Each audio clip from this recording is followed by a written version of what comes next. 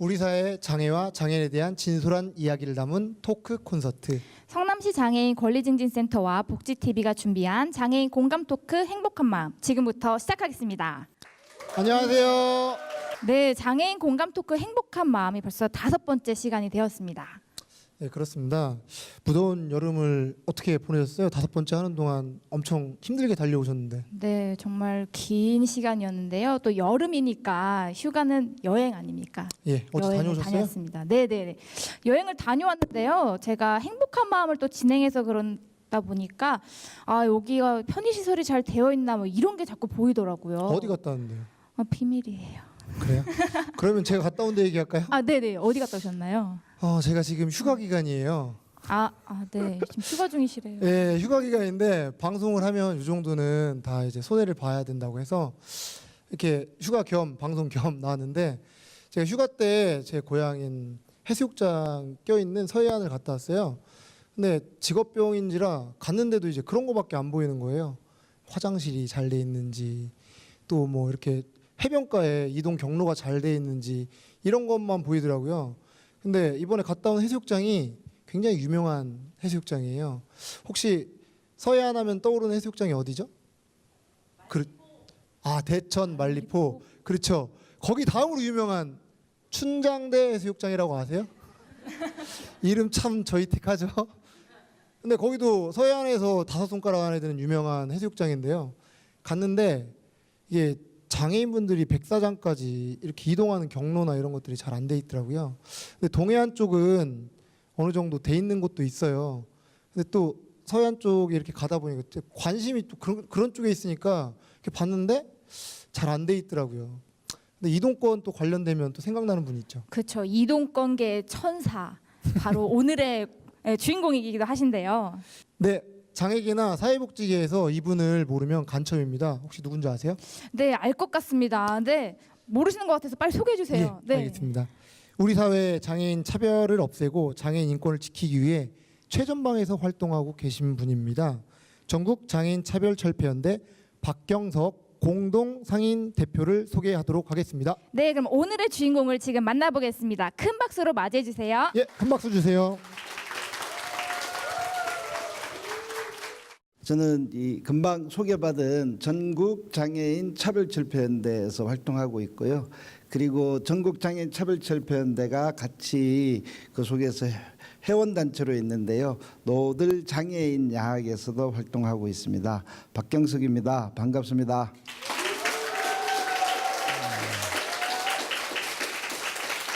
저희 전국장애인 차별철폐연대가 굉장히 이름이 길죠, 그죠? 처음 들어보신 분들이 많은데, 그래서 전국장애인 차별철폐연대를 주로 이제 처음 듣는 분들이 이렇게 불러요. 전국장애인 철폐연대라고 많이 불러요. 길다 보니까 장애인을 차별을 철폐하나 장애인을 철폐하나 비슷비슷하죠, 여러분. 아닌가요? 여러분 웃는 거 보니까 비슷하지는 않는 모양이다, 그죠?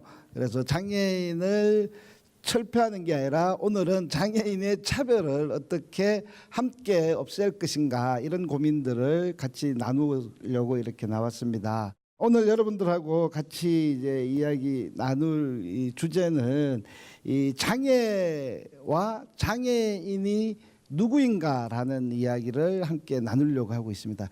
여러분, 장애와 장애인이 누구인가의 이 문제는 우리가 지금 누구인가를 알아야지만이 어디로 어떻게 갈 수 있는가도 함께 알 수 있는 문제라서 이 문제를 같이 이야기하고 싶습니다. 먼저 이 누구가 장애이냐, 장애가 뭐냐라고 이야기하기 전에 제 이야기를 먼저 하려고 합니다. 저는 이 엄마 말 안 들어가지고 장애를 입었어요. 왜 그런가 하니, 저는 83년도에 행글라이딩을 타다가 뚝 떨어져가지고 다쳤어요. 이 경주 토암산에서 행글라이딩을 쭉 타고 올라가다가 고장이 뚝 나가지고 이제 뚝 떨어져가지고 저는 척수장애 하반신 마비를 입었습니다. 그날이 주일이에요, 주일. 우리 집안은 굉장히 보수적인 집안입니다. 이 교회 가지 않으면 지옥 가는 줄 아는 이런 이 굉장히 기독교 사상이 어렸을 적부터 이런 집안에서 저는 살았습니다. 여러분 뭐 가다 보면 이런 이야기 많이 듣죠. 이 예수, 불신 뭐 이렇게 저는 알고 살았어요. 그래서 주일날 교회 가야 되는데 저는 어렸을 적부터 교회를 잘 안 갔어요. 우리 집안에서. 그래서 헌금을 받으면 만화방에 갔다가 교회 간 척하고 다시 집으로 가서 우리 어머니한테 아버지한테 이야기했다가 호되게 두들겨 맞고 뭐 이렇게 자라왔던 사람인데 그날도 이제 저는 83년도 8월 9일 날 주일날 행글라이딩 대회를 갔습니다. 83년도면 제 나이로는 군대도 제대를 했어요. 저는 82년도 12월 달에 제대를 했습니다. 그리고 또 하나는 제가 장애라는 문제와 관련해서는 제가 다치기 전까지는 그것이 나한테 어떤 의미들로도 다가오지 않았어요. 저는 79년도에 대학을 들어가는데요. 그 대학 들어가가지고 처음으로 장애인을 한 명 만납니다. 예. 어떻게 만난 거예요? 저희 학과에 이 여학생이 이 장애인이었어요. 이 소아마비, 제 기억으로 소아마비 장애인이었던 것 같아요. 그래서 대학 캠퍼스를 이제 같이 가고 있는데 비가 막 오더라고요. 소낙비가 막 와가지고 가려고 그러는데 그 여학생이 대학 캠퍼스에서 목발을 짚고 천천히 가더라고요. 목발을 짚고 천천히 가는데 그 비를 다 맞더라고요. 그래서 뛰어가면 되지 왜 안 뛰어갈까라고 생각했는데 목발을 짚고 못 가는 모습을 보고 그래도 혼자 도망갈 수는 없지 않습니까? 그래서 이 우산을 구해서 같이 걸어갔던 기억이 제가 비장애였을 때 장애를 만나는 최초의 이 계기였습니다. 물론 지나가면서 뭐 이렇게 본 적은 있겠죠. 그런데 바로 옆에서 우산을 세우고 가는데 수업 시간은 다 돼 가는데 천천히 걸어가는 그 모습 속에서 빨리 가고 싶은데 빨리 못 가면서 천천히 가는 그 속도에 저는 그 속도를 그때 처음 느꼈던 기억이 있어요. 아, 이게 굉장히 이렇게 갈 수밖에 없구나라는 것들을 그때 처음 느꼈는데 이 장애를 입은 이유들을 이야기하는데 그래서 그날 주일날 엄마 말 잘 들어서 교회 갔으면 제가 장애를 안 입었겠죠? 아닐까요? 네. 그렇지만은 대한민국에는 250만 명 정도의 장애인이 등록하고 있는 나라입니다. 그 250만 명의 모든 장애인들이 엄마 말 안 들어서 장애를 입었을까요? 아니죠. 그죠? 장애를 입는 이유는 굉장히 다양합니다. 그렇지만은 바로 장애를 입어서 그래서 장애를 입은 사람이 장애인인데 그 장애인이 차별받아야 될 이유는 있을까요? 있을까요? 있어요. 제가 차별받아야 될 이유를 여러분들한테 이야기를 할게요. 장애 그러면 떠오르는 게 동정, 봉사, 극복 뭐 이런 말들이 많이 떠오르죠. 저 보면 굉장히 불쌍하게 안 보입니까? 아, 그래요? 우리 어머니는 오늘도 나오면 저한테 이렇게 나가면서 수염도 잘 깨끗하게 깎고 머리도 단정하게 가가지고 그래서 밖으로 나가면 비장애인들 정상인이라고 하세요. 정상인들에게 잘 보여야 되는데 너가 이렇게 이 수염도 길고 이렇게 무지막지하게 나가면 누가 너를 불쌍하게 동정하겠니? 라고 이야기를 하세요. 예. 정상인들이 우리는 동정받아야 될 사람으로 있고 그래야지만이 살아갈 수 있는 사람인 게 바로 장애를 둘러싼 여러 가지 이야기들입니다. 그리고 봉사, 정상인들 그리고 또 장애를 가지지 않은 사람들이 열심히 봉사해 줘야지 또 이게 굉장히 아름다운 사회 아닙니까? 그죠? 안 그래요? 아닌가요? 네. 바로 그렇게 이야기를 하고 있습니다. 그래서 장애인들을 주로 이제 수용시설, 대규모 수용시설, 물 좋고 산 좋은 그런 곳에 가서 우리는 봉사하러 가자. 그래가지고 봉사하러 가가지고 한 달에 한 번 아니면 너무 길면 1년에 한 번. 또 이제 굉장히 봉사심이 강한 사람은 한 달에 한 번, 아니다 일주일에 한 번 이렇게 가서 빨래해주고 그리고 목욕도 시켜주고 같이 놀아주고 다시 돌아와요. 이게 얼마나 아름다운 봉사의 행동이었습니까?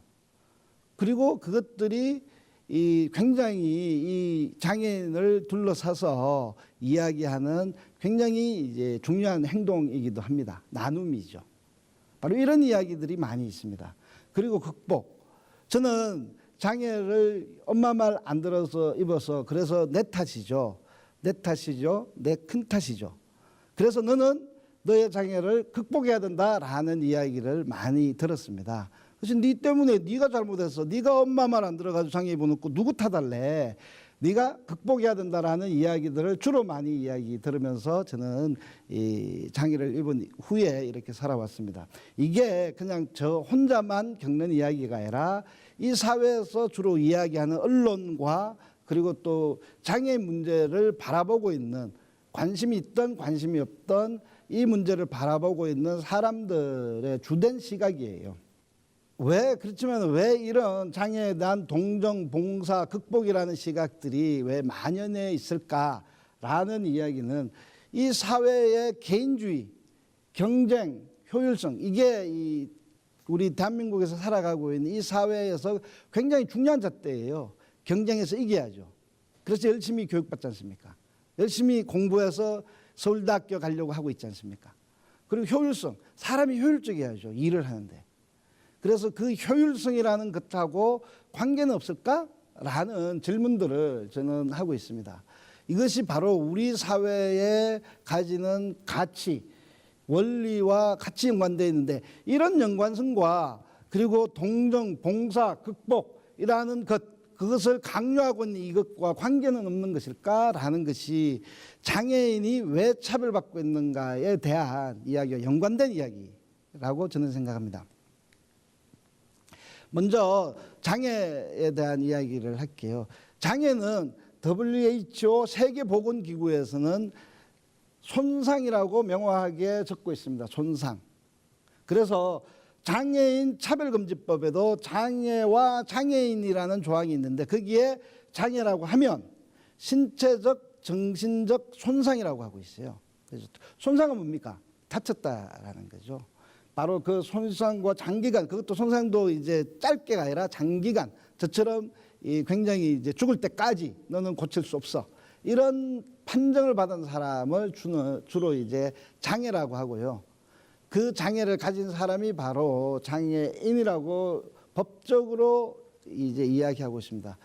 여러분들께 지금 이야기하고 싶은 것은 바로 손상이 장애다라고 법적으로도 그러고 있는데 과연 손상이 장애인가? 라는 문제들을 같이 이야기하고 싶어요. 그래서 퀴즈로 한번 이야기해 볼게요. 여러분 한번 보실래요? 여기에 보면 발가락 2개 있는 사진입니다. 이 사람이 장애인일까요? 아닐까요?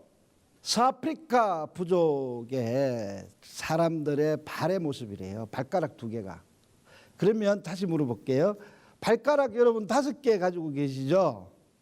이 마을에 가면 여러분들은 장애인일까요? 아닐까요? 아까 장애인이라고 생각하는 사람은 장애인 맞죠? 그죠? 손상의 측면에서 보니까. 그죠? 그렇지만 이 문제는 손상의 측면에서는 보지 않는다라는 것 갖다가 퀴즈를 통해서 이야기를 하고 있습니다. 자, 비만은 장애인일까요? 아닐까요? 비만은 미국에서는 장애인이래요. 물론 한국에서는 장애인이 아닙니다. 자, 또 하나 해볼까요? 자, 의사소통이 안 되는 이민자는 장애인일까요? 아닐까요? 장애인이 아니다라고 생각하는 사람은 한번 손 들어 보실래요? 예. 그러면 장애인이다라고 생각하시는 분. 자신이 없으시군요. 자, 의사소통이 안 되는 이민자는 스웨덴에서는 장애인이라고 이야기를 하고 있습니다. 예. 바로 제가 지금 이렇게 계속 퀴즈로 이야기하는 것은 바로 장애라고 보고 그것을 장애가 손상이라고 이야기하는데 바로 그 손상과 장애가 똑같지 않다라는 걸 이야기하고 있어요. 사회적으로. 예. 자, 흑인이 피부가 검기 때문에 노예가 될까요? 아니죠. 흑인이 노예가 되는 어떤 사회적 차별과 억압이 있기 때문에 흑인이 노예가 되는 과정이 있죠. 그게 뭡니까? 흑이 사람을 잡아다가 마음대로 노동 착취시키고 노동 착취하고 그리고 가지고 놀다가 팔아먹고 그죠? 이런 것들을 용인하는 사회와 그 문화가 있기 때문에 그 과정에서 노예가 되는 겁니다. 자, 그러면 손상이 아까 장애라고 했는데 바로 손상이 장애가 되는 과정 속에서 어떤 사회적 차별과 억압이 있기 때문에 바로 장애가 되는 건 아닐까요? 아까 우리가 배우기에는 손상이 바로 차별이라고 이야기했는데 저는 여러분들한테 손상이 바로 장애가 아니라 사회적 차별과 억압이라는 과정을 겪어가면서 장애가 발생하는 것은 아니냐라는 겁니다. 손상이 장애면 손상을 치료하면 돼요. 그죠? 다친 것을 치료하면 되는데 바로 다친 것을 치료하면 되는 것은 최고의 권위자는 누굽니까? 의학계죠. 의사들이겠죠. 그렇지만은 손상이 바로 장애가 아니고 사회적 차별과 억압을 해결해야 될 문제라면 그거는 누가 해결해야 되는 겁니까? 누가 해결해야 될까요? 바로 여기 계신 여러분들과 장애인들이 함께 해결해야 될 문제죠. 바로 이런 사회적 차별과 억압을 어떻게 해결할 것인가가 바로 차별의 문제를 해결하는 핵심이라고 저는 생각합니다. 자, 한국인과 미국인 소통 잘하죠, 여러분. 여러분들 영어 잘하지 않습니까? 영어 잘하시죠? 우리 영어를 한번 지금부터 이제 수업을 시작할게요. 자, 우리 영어로 하겠습니다. 영어 버전으로 자막에 여기 또 이제 한국 버전으로 나갈 거예요. 두려워하지 마시고 Hello, how are you? I'm glad to meet you. I'm glad to meet you. Me too. 그 다음에 잘 안 나가시면 See you tomorrow. Bye bye 하고 가면 되겠죠, 그죠? 자, 우리 이것을 그냥 한번 수화로 한번 해볼까요? 여기서는 잘 아시죠? 수화 한번 해볼까요? 만나서 반갑습니다. 안녕하십니까? 만나서 반갑습니다. 아십니까? 아시는 분 많네요. 그리고 뭐 별로 그 다음 잘 모르면 빠이빠이 하면 되죠, 그죠? 똑같은 이 간단한 영어와 수화의 관계에서 우리는 이 영어를 배우기 위해서 어렸을 적부터 그 외국인과 소통하기 위해서 배웁니다. 그죠? 몰입하죠. 영어 몰입 교육. 그런데 대한민국에서 살아가는 40만 명의 청각장애인이 있는데 이들과 소통하기 위해서 이 대한민국 교육 정책은 무엇을 했겠습니까? 이 간단한 수화조차도 우리는 생활 속에서 같이 소통하기 위해서 배우지 않습니다. 누군가가 특별한 노력을 가지고 가야지만이 배울 수 있겠죠. 그죠? 바로 이것이 장애인이기 때문에 차별받는 것이 아니라 바로 차별받고 있기 때문에 아까 차별받으면 안 된다고 그랬죠. 그죠? 바로 대한민국 사회의 장애에 살아가는 장애인들은 바로 차별받고 있기 때문에 장애인이 된다라는 것을 저희는 이 이야기의 주제입니다. 자, 이제 사회적 차별과 억압을 이제 없애야 되겠죠? 안 없애시겠습니까? 없애야죠, 그죠? 그래서 이 사회적 차별과 억압을 어떻게 없애왔는가라는 것들을 여러분들하고 이야기를 나눌게요. 지금 여기 자료에 보면 1981년도에 심신장애자 복지법이 만들어진 자료가 있습니다. 그리고 쭉 밑으로 내려오면 2015년 12월 29일 날 무슨 법이 만들어졌죠? 장애인, 노인, 보조기와 관련된 법률이 만들어집니다. 1981년도부터 시작해서 2015년도면 대략 한 36년 되나요? 35년? 36년의 세월. 일제 식민지의 36년은 아니지만은 이 36년의 세월 동안 대한민국에서 장애인과 관련된 법률이 15개가 만들어집니다. 그런데 여기 보면 처음 만들어진 복지 관련법이 장애인 복지법인데요. 처음에는 심신장애자 복지법이라고 이름을 했어요. 그 뒤에 만들어진 게 97년도에 하나가 또 만들어져요. 그리고 또 만들어지는 게 이제 대략 보면 2006년도에 만들어집니다. 대략 처음 만들어지고 한 10년 이상 20년 가까이의 세월이 지난 후에 법이 만들어져요. 처음 만들어진 법은 심신장애자 복지법인데요. 이 심신장애자 복지법은 1980년도에 전두환이가 집권을 하고 그 당시 세계에서는 유엔 장애인 권리 선언이 만들어집니다. 세계적으로. 장애인 인권이라는 말이 담론이 되기 시작하는데 바로 그때 전두환 대통령, 그 당시 전두환 대통령 어떻게 집권했는지 여러분 잘 아시죠. 그래서 미국을 가게 되고 미국에서 가다 보니까 유엔에서 장애인 선언이라는 것들이 있고 장애인 인권? 이게 뭔데? 라고 이야기하다가 그래서 한국에 와서 그래서 81년도에 복지라는 이름으로 심신장애인들에게 복지를 제공해야 된다라고 해서 일본에 가서 법을 뺏겨옵니다. 그게 심신장애자 복지법이에요. 81년도에 처음 만들어져요. 그 법의 내용은 이렇습니다. 뭐 다 할 수 있다라고 되어 있어요. 법에 해야 한다라는 것들로 명시한 것이 아니라 법의 모든 조항은 할 수 있다라고 되어 있습니다. 할 수 있다라는 것은 긍정적으로 생각하면 많이 하겠지라고 생각하지만은 그 법의 이름으로 어떠한 것도 강제할 수가 없어요. 법은 뭡니까? 대한민국에서 법은 뭡니까? 법을 안 지키면 어떻게 되죠? 잡혀가죠. 벌금을 내든가. 이게 바로 법의 굉장히 중요한 기능인데 대한민국에 처음 1981년도에 심신장애자 복지법이라는 것들이 만들어지면서 그런데 모든 것들을 법의 조항은 할 수 있다라고 그냥 선언적으로만 돼 있고 그래서 아무것도 실질적으로 기능하지 못했던 세월이 1981년도에 만들어지고 20년을 지나면서 다시 법들이 만들어질 때 강제적인 조항들이 많이 들어가게 돼요. 그래서 장애인들이 이렇게 이야기합니다. 1981년도에 만들어진 그 법은 심신장애자 복지법은 홍길동법이라고 해요. 홍길동의 마음이 여러분 뭔지 아십니까? 뭐죠? 아버지를 아버지라고 부르지 못하는 서러움이죠. 자, 심신장애자 복지법. 법은 법인데 법이라고 부르지 못했던 이런 서러움이 바로 녹아있는 법입니다. 그리고 20년이 지나면서 다시 교통약자 편의증진법이라는 것들에 대한 이런 법들이 만들어지는데 여기 보면요. 바로 그 법을 만드는 과정을 여러분들하고 이야기를 할게요. 이 법은 2001년도에 1월 22일 날 오이도역에서 장애인 노부부가 휠체어 리프트에서 떨어져서 사망하는 사고가 생겨요. 그래서 할머니가 돌아가십니다.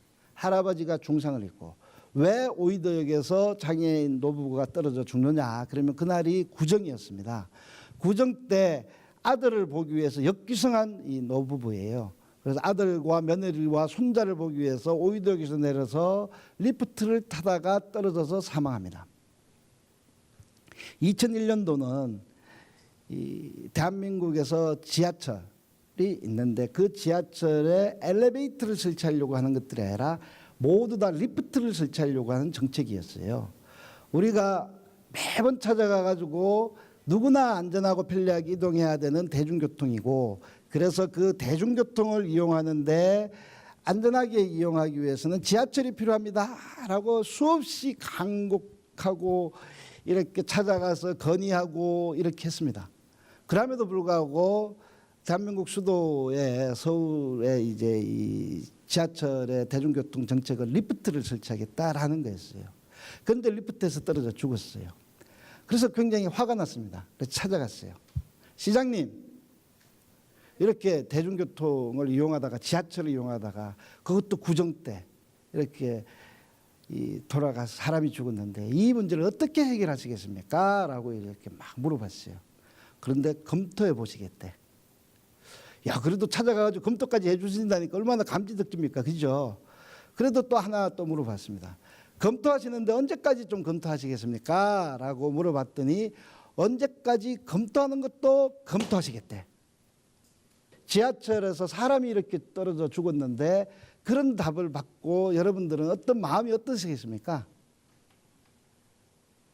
그냥 뭐 장애인이니까 뭐 힘이 없으니까 돌아가야죠. 그죠?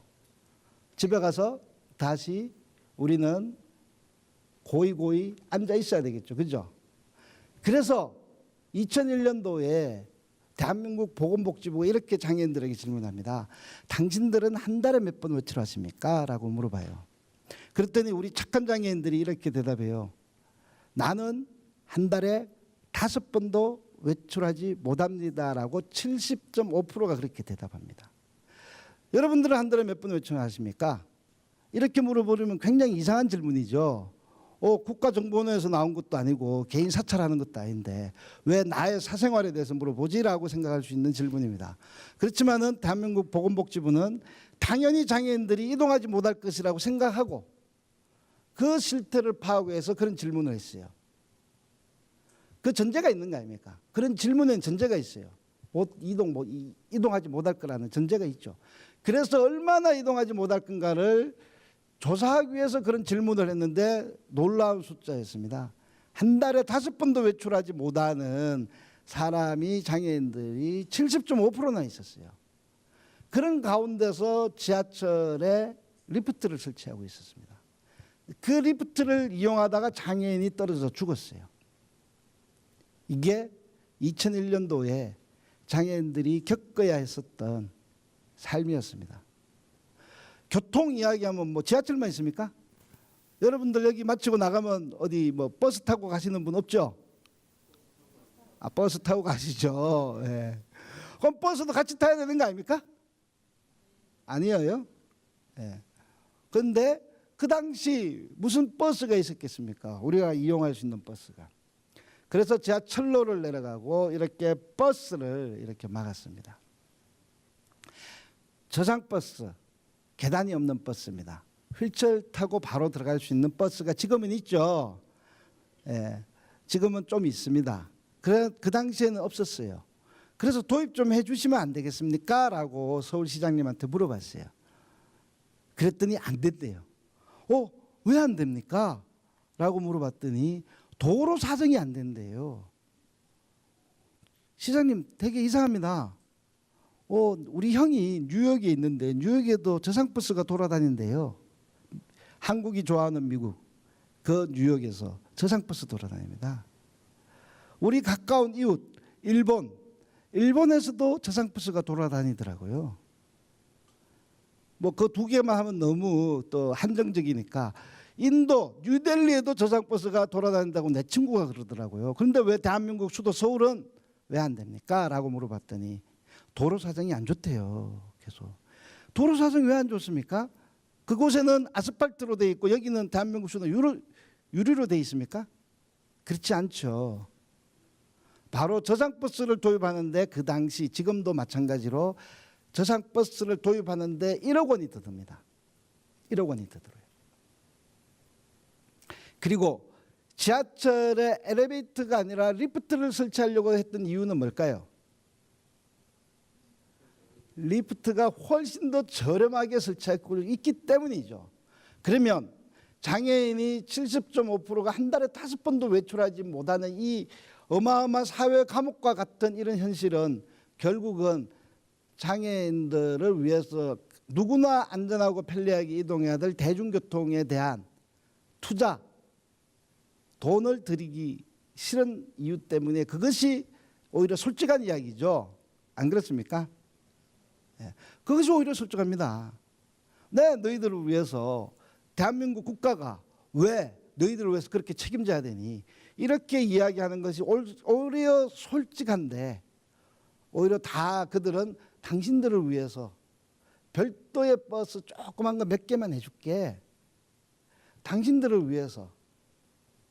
네 마음 다 아는데 그렇지만은 이런 이 어마어마한 것은 이 구조적으로 불가능해. 이런 이야기를 하고 있는 거 아닙니까?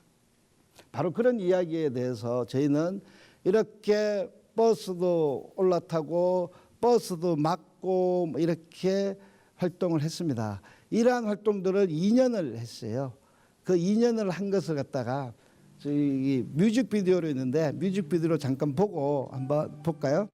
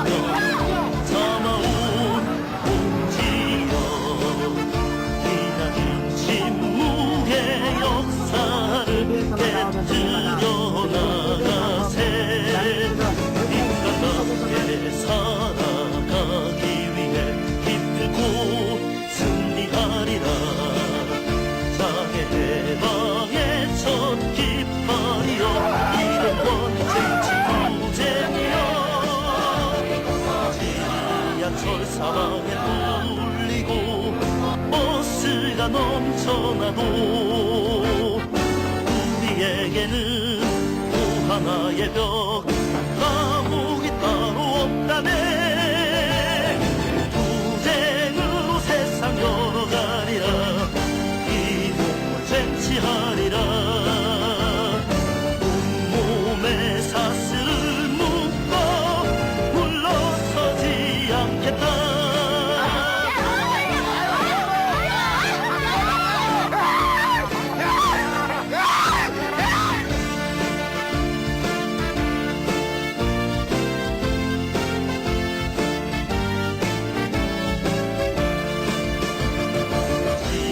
지하철 사방에 뚫리고 버스가 넘쳐나고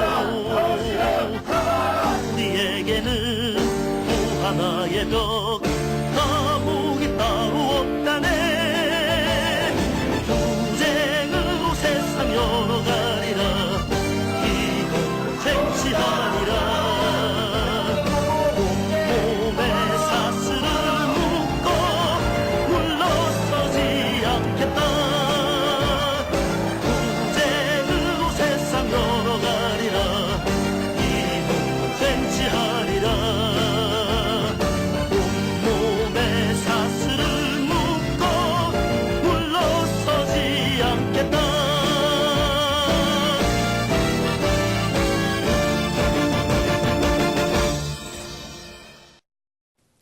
예, 잘 보셨습니까? 되게 신나죠, 노래 가사가. 그죠? 이게 2001년도에 오이도역에서 장애인이 떨어졌고 2002년도에 발산역에서 장애인이 또 떨어져 죽어요.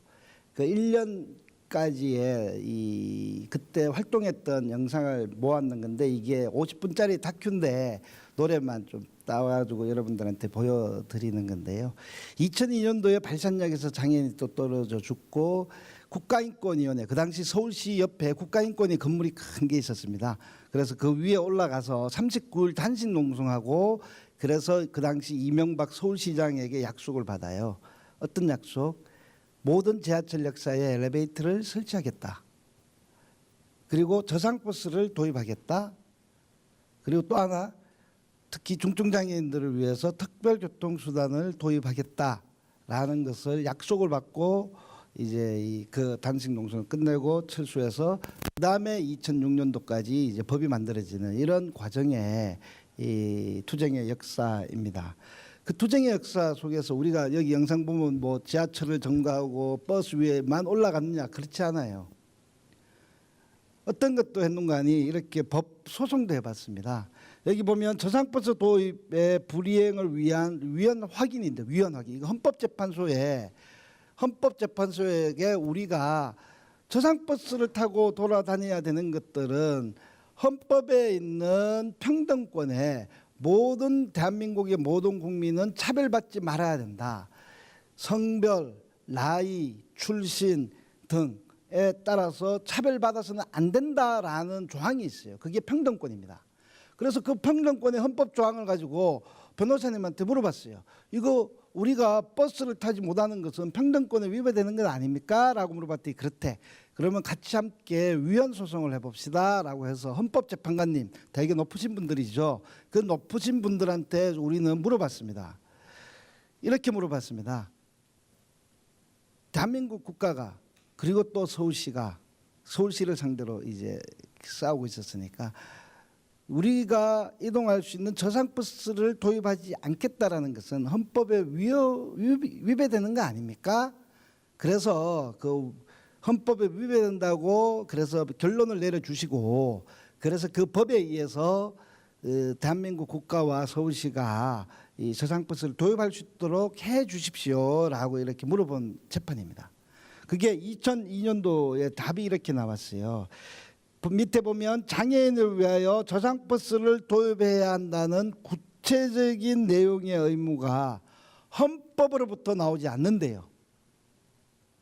여러분, 만약에 제가 타고 갈 수 있는 버스가 없다면 오늘 마치고 나와서 여러분들은 버스 타고 가고 나는 버스 타지 못하고 여기에서 누군가의 도움을 하염없이 기다려야 된다면 그것은 차별일까요? 아닐까요?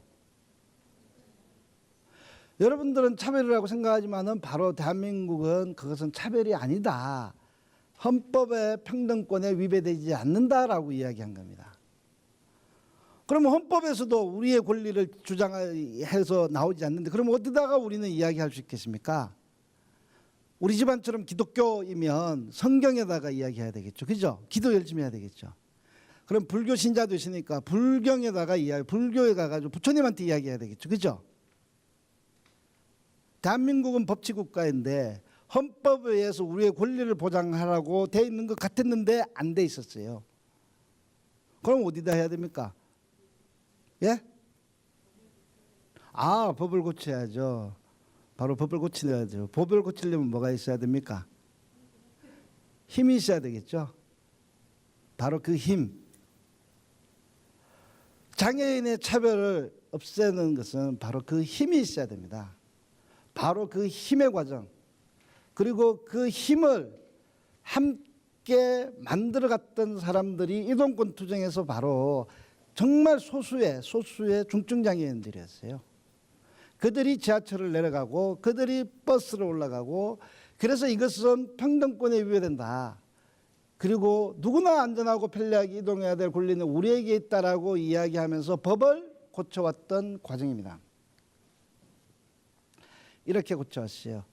여기 보면 네이버에 찾아보시면 이동권이라는 단어를 쳐보시면 2003년도에 처음 만들어지는 단어예요. 그러면 2003년도 이전에는 국어사전에도 이동권이라는 단어가 없었어요. 그리고 2005년도 1월 27일 날 법이 공포됩니다. 교통약자 편의증진법이라는 법이 공포되고 1년 후에 시행이 돼요. 거기에 제3조의 이동권이라는 단어를 집어넣습니다. 권리라는 것을.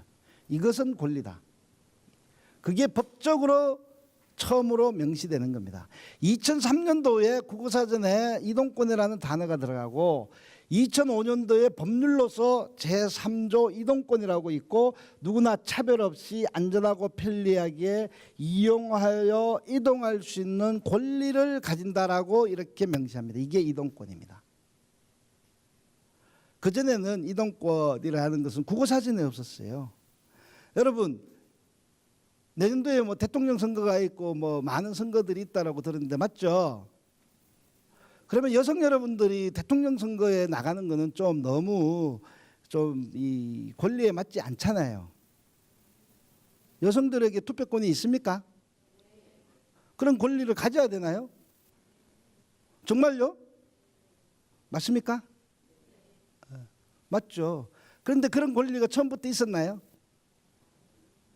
가부장 사회에서, 남자 중심의 사회에서 여성들이 자신의 투표권을 행사하기 위해서도 수많은 과정들이 있었습니다. 그죠? 다 아시죠? 바로 이동할 권리라는 권리로 명시하게 된 것들은 그전에는 비장애인 중심의 사회에서, 비장애인 중심의 이동으로 만들어진 이 사회에서 당신들은 권리가 없다라고 이야기한 것입니다. 명백한 차별이죠. 그런데 그거는 법으로도 그렇게 해놨어요. 헌법에서도. 헌법에서도 평등권이라는 단어가 있었고 누구도 차별받지 말아야 된다라는 말이 있었지만은 그렇지만 대놓고 차별했습니다. 당신들은 안전하고 편리하게 대중교통을 이용할 권리가 없다라고 이야기한 거예요. 그래서 그러한 투쟁의 과정이 필요했던 겁니다. 그래서 서울시는 이런 것들을 했어요. 장애인 이동권 정진을 위한 서울시 선언을 최근에 박원순 시장하고 이렇게 또 맺었습니다. 거기에 가장 핵심적인 것은 이런 겁니다. 모든 지하철 역사에 엘리베이터를 설치한다라는 겁니다.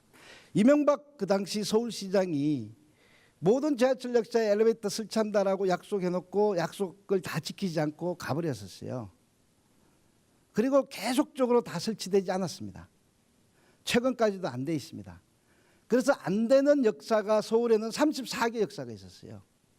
34개 역사의 환승장과 여러 군데 몇 군데가 안 됐는데 그거는 죽어도 안 된대요. 구조적으로 안 된대요.